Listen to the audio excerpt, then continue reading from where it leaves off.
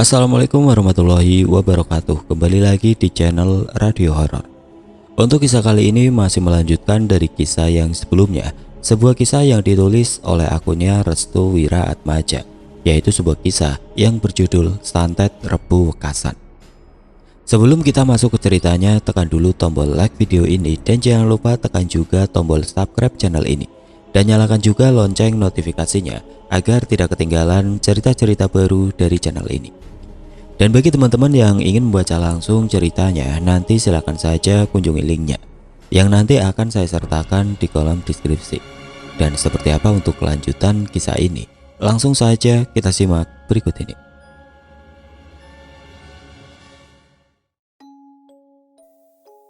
Bagatra masuk ke dalam rumah Purnomo.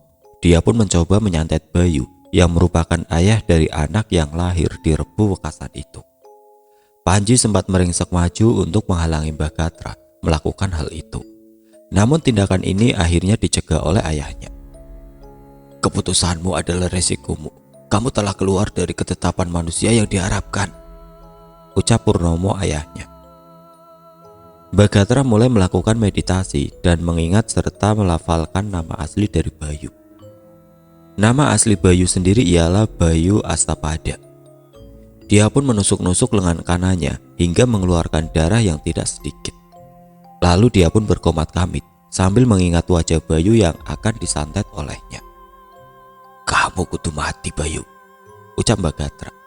Akhirnya Bagatra pun benar-benar menyantet Bayu dengan menusuk seluruh anggota badannya. Belum puas sampai di situ, istrinya Pak Bayu juga akan dijadikan sandera sebagai awal ancaman baru bagi Bagatra itu. Beberapa menit sebelum santet itu diluncurkan kepada Pak Bayu, Kemala merasa hawa di rumahnya agak panas. Dia pun kemudian ingin keluar dari rumahnya, hanya sekedar melihat bintang di langit. Namun Pak Bayu melarangnya keluar. "Duk, jangan keluar dari rumah," pinta Pak Bayu. "Kenapa, Pak?" tanya Kemala. "Gak apa-apa, nak, hawanya gak enak," jawab Bayu. "Tapi di dalam rumah gerah, Pak," jelas Kemala. "Ya sudah, sebentar ya, aku ambilkan air dari sumur belakang rumah." Pak Bayu berniat mengambil air itu dengan tujuan agar Kemala bisa mandi dan menyejukkan badannya dengan air tersebut. Kemala mengiyakan. Dia pun mengikuti langkah Pak Bayu dari belakang. Namun baru beberapa langkah Pak Bayu melangkah, tubuhnya terhenti. "Ada apa, Pak?" "Nak, lari," pinta Bayu. Pak Bayu membalikkan badannya ke arah Kemala. Ketika dia membalikkan tubuhnya, Kemala terkejut bukan kepala. "Ah!" Tubuh Pak Bayu sudah penuh dengan darah di sekujur tubuhnya. Setelah itu, Kemala mendengar jelas suara tulang yang dipatahkan dari tubuh Pak Bayu. "Pak, ada apa?" tanya Kemala sambil menangis. "Nak, lari. Aku gak nyaman hidup tanpa Bapak." Kemala melangkah perlahan ke arah Pak Bayu. Namun semakin melangkah mendekat, Pak Bayu seperti disiksa oleh sesuatu. "Ah, nak, jangan maju," ucap Pak Bayu. "Pak, ada apa, Pak?" teriak Kemala. Ibunya yang mendengar suara teriakan itu langsung terbangun. Dia terkejut memperhatikan tubuh suaminya yang sudah dipenuhi dengan darah dan luka goresan. Bahkan beberapa kali terdengar suara tulang yang patah. "Pak, kenapa itu badanmu?" tanya ibu. "Bu, aku kena santet," jawab Pak Bayu. "Santet? Ya Tuhan, Pak, bagaimana ini?" Ibu Kemala pun merasa panik sendiri. "Bu, sudah, aku tidak kuat." Tubuh Pak Bayu ambruk seketika. Mulutnya tidak mau menutup, matanya memutih. "Bapak!" teriak Kemala saat menyaksikan bapaknya meninggal dunia di hadapannya. Kemala dan ibunya memeluk tubuh Pak Bayu yang sudah terkapar di lantai. "Ini semua gara-gara Panji," ucap Kemala dengan wajah penuh dendam. Panji menyaksikan bekas luka yang berada di tangan Bagatra. "Lihat ini, nyata," ucap Bagatra dengan wajah sumringah. "Apa maksudnya ini?" tanya Panji. "Mbah, kamu beneran nyantet Bayu?" Pertanyaan Purnomo membuat Panji naik pitam. "Pak Bayu? Kamu menyantet Pak Bayu?" tanya Panji. Ya, kamu tidak tahu santet Rebu Wekasan? Tanya Mbah Gatra. Sudah Mbah, jangan diteruskan, ucap Purnomo. Bapakmu itu sudah melakukan santet ini. Korbannya warga sendiri, jelas Mbah Gatra. Pak, itu beneran? Tanya Panji. Purnomo hanya terdiam. Pak, kamu melakukan santet untuk apa? Tanya Panji. Nak, sudah nak, ucap Bu Nani. Bu, apa tidak kesal melihat orang tua tingkahnya seperti setan? Tanya Panji. Prak. Tamparan keras mendarat tepat di pipi Panji yang dari tadi menatap wajah Purnomo dengan perasaan kesal.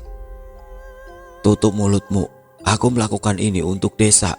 Gara-gara perempuan Rebu Wekasan itu, semuanya hancur berantakan, jelas Purnomo. Panji memegangi pipinya. Dia ingat betul ketika hal yang serupa dilakukan oleh Purnomo ketika membunuh anak kecil di tengah-tengah warga karena sifat egoisnya. Tangan ini kau gunakan untuk memukul.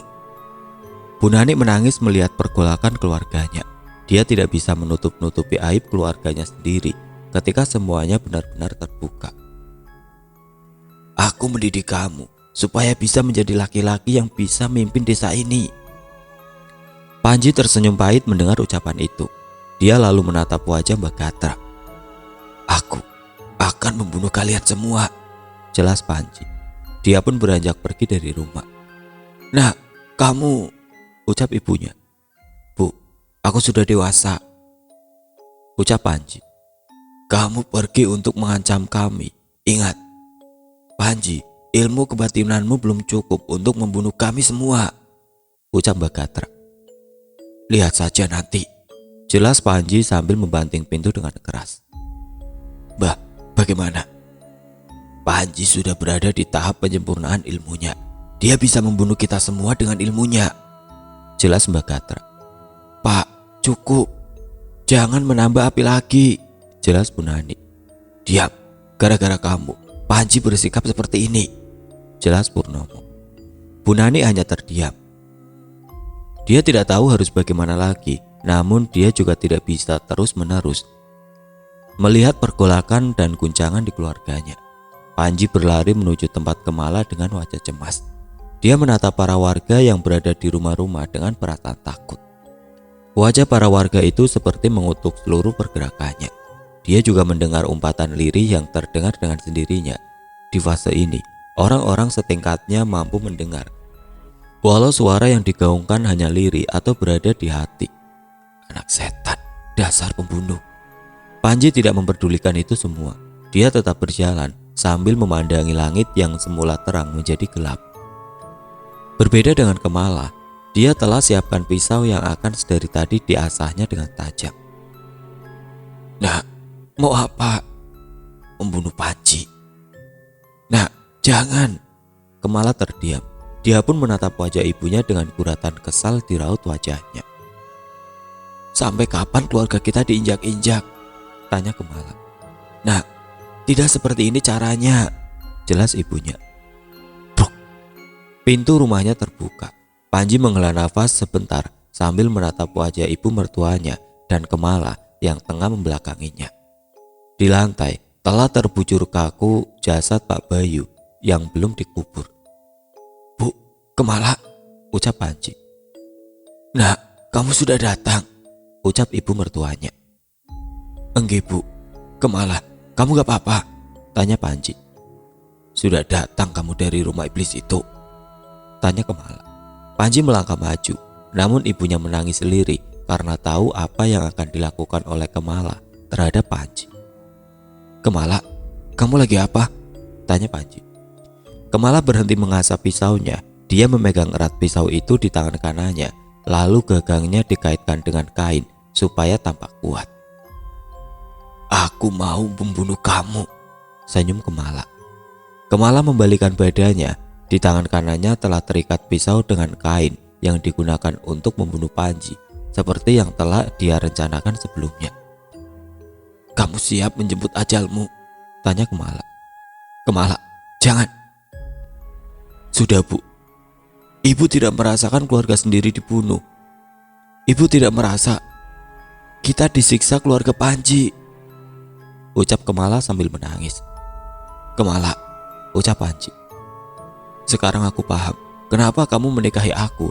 Kamu mau membasmi semua keluarga aku kan? Tanya Kemala. Kemala, ucap Panji. Sudah, tidak usah memanggil nama aku setan. Kemala berlari sambil menodongkan pisaunya ke arah Panji. Ibunya terjatuh sambil memegangi kepalanya karena melihat tingkah anaknya berubah seperti harimau ganas. Panji hanya terdiam. Dia pun mengangkat kedua tangannya ke arah atas. Sudah, cukup, ucap Panji. Bruk. Kemala dengan seketika terlempar dengan sendirinya. Tubuhnya tersungkur jatuh di dekat jasad bapaknya. Kamu, bajingan kamu Panji. Kemala masih kuat untuk bangkit, namun Panji mengangkat tangannya lagi. Brak. Pisau yang diikatkan oleh kain di tangan kanannya terlepas dengan sendirinya. Kemala terlempar lagi di dekat jasad bapaknya. Kepalanya terbentur lantai hingga membuat dirinya pingsan. Kemala, teriak ibunya. Aku sayang kamu, Kemala. Jangan benci aku, tangis Panji. Panji keluar dari rumah, namun ibu Kemala menghalaunya terlebih dahulu. Nah, sudah, jangan diteruskan, ucap ibu Kemala. Panji tersenyum. Dia seperti menampakkan pesan terakhir lewat raut wajahnya. Tidak apa-apa, Bu. Kata bapakku, darah harus dibalas darah. Panji melepaskan genggaman erat tangan halus ibu mertuanya itu. Dia kemudian mengambil pisau di dekat Kemala dan berangkat menuju ke tengah hutan, tempat dia melakukan meditasi. Alur ini disesuaikan oleh pernyataan narasumber dan ditulis ulang oleh penulis. Panji kemudian mengambil beberapa helai daun yang akan menjadi sebuah wadah santet serangan baliknya. Santetnya memang tidak separah Mbak Gatra yang hanya menusukkan jarinya dengan 3 buah jarum. Korban langsung meninggal dunia. Namun santet yang dilakukan oleh Panji terkesan unik. Dia sengaja menyerang namun juga melakukan pertahanan. Panji kemudian mengiris secara perlahan kulit pahanya dengan pisau yang digunakan oleh Kemala untuk membunuhnya. Pak, kamu mengajakku untuk membalas darah dengan darah. Sekarang, aku kabulkan ajaranmu itu. Panji memejamkan matanya untuk menambah kefokusannya. Dia mengucapkan sebuah mantra sambil mengarahkan dedaunan itu ke arah langit. Aku sudah tidak takut dengan sumpahku. Aku tidak takut dengan tujuan hidupku. Darah harus dibalas darah. Dedaunan itu terbelah menjadi beberapa bagian dan meneteskan darah. Itu berarti santetnya sudah berhasil. Beberapa menit sebelum kejadian, Purnomo merasakan hawa yang beda setelah kepergian Panji. Dia merasa ada sesuatu yang harus disampaikannya terlebih dahulu. Hati kecilnya ingin sekali meminta maaf kepada Panji karena dia adalah anak satu-satunya. Namun ketika dia ingin keluar dari rumah, Mbah Gatra menghampirinya sambil memberikan 3 jarum yang sama ketika dia membunuh Pak Bayu. Apa ini Mbah? Tanya Purnomo. Anakmu sudah manjat bukit, harus hati-hati. Purnomo mengambil 3 buah jarum itu di tangan Mbah Gatra. Semestinya kamu harus tahu bahwa anakmu telah menguasai santet itu dengan sempurna. Salah sedikit, kamu akan terbunuh. Aku tidak keberatan jika dia membunuhku, Mbah. Dia memang telah membenciku. Purnomo pun mengabaikan perintah Mbah Gatra. Di atas rumah sudah banyak santet, jangan keluar dulu, pinta Mbah Gatra. Namun Purnomo tidak meladeninya. Dia pun membuka pintu secara perlahan. Baru 1 langkah dia melewatinya. Ratusan panah menyerang tubuh Purnomo dengan cepat. Dia terdiam sesaat. Darahnya mengalir deras dari setiap organ tubuhnya. Benar kan apa kataku? Ucap Mbah Gatra. Mbah, tolong. Tubuh Purnomo ambruk seketika. Dia tewas terkena santet yang diarahkan oleh Panji. Mbah Gatra mendekati tubuh Purnomo yang telah tergeletak di depan rumahnya. Anakmu telah mewarisi ilmu itu lebih dulu dibandingkan kamu. Sekarang biar aku yang akan membunuhnya untuk membalas kematianmu, ucap Mbah Gatra. Bu Nani keluar dari kamar dan melihat kondisi suaminya telah tergeletak tewas di hadapan rumah. Mas Pur, teriak Bu Nani. Mbak Gatra meninggalkan keduanya. Dia melangkah menuju ke kamar tempat di mana awal santet yang diserangkan oleh warga desa dilakukan oleh Purnomo. "Mbah, Purnomo mati," tangis Bu Nani. "Sudah mati ya mati, jangan dipusingkan," jawab santai Mbak Gatra. "Maksudmu apa, Mbah? Kamu juga akan membunuh anakku?" tanya Bu Nani. "Ya," senyum Mbak Gatra. "Persetan kamu," teriak Bu Nani sambil menangis. Mbak Gatra tidak meladeninya. Dia pun menuju ruangan dan mengambil beberapa jarum lagi dari sakunya. Bu Nani berlari ke arah Mbak Gatra. Dia ingin menghentikan langkah Mbak Gatra yang berkeinginan membunuh Panji. Sudah Mbah, aku tidak ridho kamu membunuh semua keluargaku," pinta Bu Nani sambil menggedor pintu. Mbak Gatra menaburkan sesuatu ke arah pintu itu. Dengan seketika ledakan hebat tercipta di dekat pintu tersebut hingga membuat pintu itu rusak parah dan Bu Nani terpental karenanya. "Brak! Jangan ganggu aku," ucap Mbak Gatra. Panji mengeluarkan banyak darah dari mulutnya. Rupanya ketika seseorang telah mengeluarkan seluruh tenaganya, bisa dikatakan kemungkinan besar tubuhnya juga akan ikut berkontraksi terhadap apa yang telah dikeluarkan. Panji berjalan tergopoh-gopoh ketika hendak menuruni bukit. Namun dia tidak menyadari bahwa hal itu belum selesai. Panji kira santetnya mengenai Mbak Gatra dan juga kepada Purnomo saat itu. Namun Mbak Gatra masih memantaunya dari kejauhan sana. Dia pun menuju ke rumah Kemala untuk mengabarkan bahwa Mbak Gatra dan ayahnya sudah terbunuh. Setiap langkahnya tersimpan harapan untuk bisa memperbaiki hidupnya bersama dengan Kemala istrinya. Dia juga telah merahasiakan nama asli Kemala di hadapan siapapun dengan mengganti namanya menjadi Tiara. Hal ini dikarenakan agar Kemala tidak menjadi korban dari santet itu. Tenaga yang ia kerahkan untuk menyantet ternyata memberikan tekanan terhadap tubuh Panji. Panji sulit dalam melangkah. Pandangan kedua matanya telah kabur. Indera penciumannya sudah tidak berfungsi. Nafasnya cepat naik turun. Begitu juga tekanan darahnya yang agak kurang normal. Walau begitu, dia bersikeras untuk bisa sampai ke tempat Kemala dengan selamat. Dia tidak ingin meninggalkan Kemala yang sedang dirundung kesedihan. Begitu juga dengan ibu Kemala yang merasa terpukul ketika suaminya, Pak Bayu, telah meninggal dunia akibat dari keganasan santet itu. Panji terus memegangi batang dari pepohonan sebagai tempat pijakan tubuhnya yang hampir ambruk. Jantungnya terasa sakit dan dengan tiba-tiba tubuhnya merasakan kepanasan. Semenjak dia mengeluarkan santet itu dengan media dedaunan dan darah serta nama yang dihafalnya. Ketika Panji berhasil turun dari bukit, dia langsung menuju rumah Kemala yang jaraknya tidak jauh dari tempat ia berhasil turun. Tampak tidak ada tanda-tanda serangan balik. Panji merasa lega. Dia akan segera hidup bahagia dan menjalani hidup seperti orang normal pada umumnya. Langkah kakinya mengijakan sebuah harapan. Sorot matanya memandang masa depan yang indah bersama dengan keluarganya. Kedua tangannya ingin menggenggam tangan-tangan orang yang dicintainya. Sebelah kanan, tangan istrinya dan sebelah kiri, tangan anak-anaknya kelak nanti. Pintu rumah Kemala telah tampak dari kejauhan. Senyuman tipis yang Panji keluarkan menjadi sangat berarti sebagai penyemangat barunya. Namun ketika dia ingin menginjakkan kakinya di halaman depan rumahnya, Panji mendapat sinyal batin dari orang yang dikenalnya. Orang itu adalah Mbak Gatra. Dia memberi satu peringatan lewat obrolan batinnya. Kata-kata itu adalah, "Beritahu nama asli istrimu, atau akan kubunuh kau hingga darah itu merembes ke tanah." Panji yang mendengar perkataan itu menjadi sangat ketakutan. Raut wajahnya berubah menjadi sangat pucat. Tangannya bergetar hebat. Kakinya tidak bisa lagi menjejakkan beberapa langkah lagi menuju rumahnya. Pandangannya mulai tidak bisa dikontrol dengan baik. Dia masih terngiang-ngiang dengan pesan batin gurunya, Mbak Gatra. "Satu langkah kamu menuju ke arah depan, akan kurobekkan seluruh kulitmu," ucap Mbak Gatra lewat perkataan batinnya terhadap Panji. Dia masih belum bisa memutuskan kemana langkah kaki ini akan melangkah. Dia masih belum bisa memberitahu alasan terbesarnya hingga dia bisa sejauh ini. Dia juga masih sangat takut jika nanti istrinya akan terkena serangan santet bila dia memberitahu nama asli istrinya.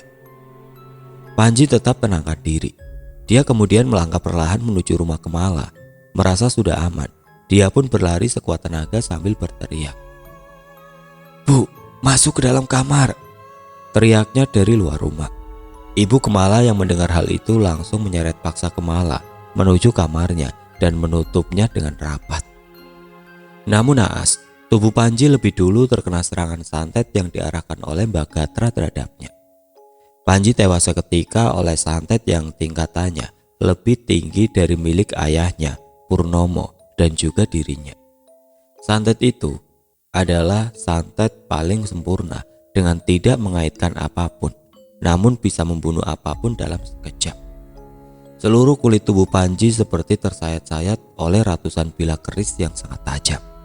Darahnya mengucur deras hingga membasahi tanah itu. Nantinya, tanah itu akan berwarna merah dan dipercaya bahwa tempat itu memiliki tanah berwarna merah yang merupakan darah milik Panji. Tewasnya Panji ditandai dengan turunnya hujan di tempat itu. Ibu Kemala yang merasa tidak mendengar suara dari Panji pun memberanikan diri untuk keluar dari kamarnya.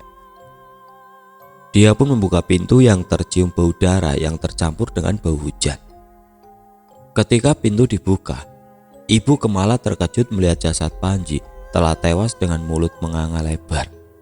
Matanya melotot dan kedua tangannya mengarah ke rumah. Dia berkorban demi keselamatan Kemala dan ibunya.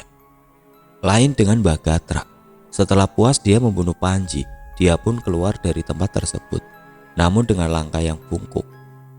Katanya, hal itu disebabkan Mbak Gatra menjadi bungkuk ketika menggunakan santet tingkat tinggi tersebut. Mbak Gatra berjalan perlahan keluar sambil membawa satu bilah keris di sebelah tangan bagian kanan. Dia menatap tubuh Bu Nani yang masih terkapar pingsan di depan pintu. Raut wajah Mbak Gatra tampak terlihat tua dengan garis-garis keriput di seluruh wajahnya. Rambutnya juga sudah makin habis dan hanya menyisakan beberapa puluh helai saja di kepalanya. Mbak Gatra menyadari energinya sudah habis dan akan kembali jika dia berhasil membunuh wanita yang bernama Kemala itu. Namun, ketika dia akan melangkah pergi, Nani terbangun sambil membawa potongan kayu runcing yang terhempas ketika ledakan tersebut.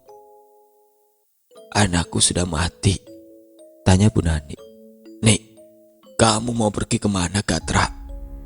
Mbak Gatra segera menjauhi Nani. Dia ingin menggapai pintu depan rumahnya. Namun langkah Nani terlebih dulu menarik baju dari Mbak Gatra dan menyeretnya agar bisa menjauhi pintu. "Panji, Purnomo, semuanya kamu bunuh, kamu setan." Tanpa banyak lama, Nani langsung mengucapkan potongan kayu runcing itu tepat di perut tua Gatra yang sudah melemah. Teriakan dan tangisan dari Nani mengeluarkan seluruh emosi terpendamnya. Dia membabi buta. Ekspresi marahnya bisa digambarkan sebagai seseorang yang telah kehilangan segalanya. Darahnya mengalir deras di setiap lantai rumah. Dari dalam perutnya, Nani bisa tahu jelas isi organ tubuh tersebut. Seluruh organ tubuh Gatra dia hancurkan. Dia tidak peduli dengan keputusannya, namun santet yang dia tahu adalah sebuah perjanjian iblis yang mengerikan. Tangan Gatra sudah tidak bergerak, matanya sudah terpejam, mulutnya masih menganga lebar. Namun tubuhnya sudah benar-benar tidak bernyawa lagi. Gatra tewas. Nani menangis sejadi-jadinya. Dia tampak gila, namun terpaksa. Dia kemudian menyeret tubuh Gatra dan memasukkannya ke dalam karung goni berukuran besar. Malam harinya dia membuang di sebuah pantai dan membiarkannya terbawa ombak hingga keberadaannya tidak diketahui kembali. Lain hal dengan Panji dan Pak Bayu. Menurut narasumber, keduanya dikubur menjadi satu di sebuah tempat yang tidak bisa diketahui posisinya. Mungkin karena faktor usia narasumber, juga pembangunan di daerah itu yang terus-menerus menggali lahan. Akhirnya kuburan dari mereka berdua hilang dengan raib. Dan di depan rumah yang Kemala tempati, kini berubah menjadi tanah merah yang subur dan makmur. Tanah itu sekarang digunakan untuk menanami beberapa macam bahan pokok seperti singkong dan lain-lain. Akhir dari cerita tersebut, Kemala dan ibunya meninggalkan desa itu dan menetap di sebuah tempat yang jauh dari lokasi itu. Sedangkan Bu Nani, dia juga sama. Hanya saja Bu Nani lebih memilih keluar dari Pulau Jawa. Namun beberapa narasumber juga masih percaya bahwa Mbak Gatra belum meninggal karena ilmu kebatinannya yang tinggi hingga membuat dirinya masih meneror para warga desa hingga sekarang. Sehingga setiap Rebo Wekasan, tempat itu sering mengadakan makan-makan bersama, membaca doa, dan bersedekah laut untuk menghormati para korban yang menjadi korban dari keganasan santet Rebo Wekasan tersebut.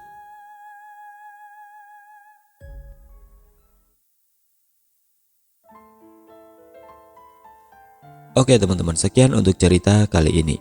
Bagaimana menurut kalian tentang kisah ini? Tulis komentar kalian di kolom komentar. Dan bagi teman-teman yang baru bergabung, jangan lupa untuk like, komen, share, serta subscribe channel ini. Dan nantikan kisah-kisah horor berikutnya tetap di channel Radio Horor. Wassalamualaikum warahmatullahi wabarakatuh.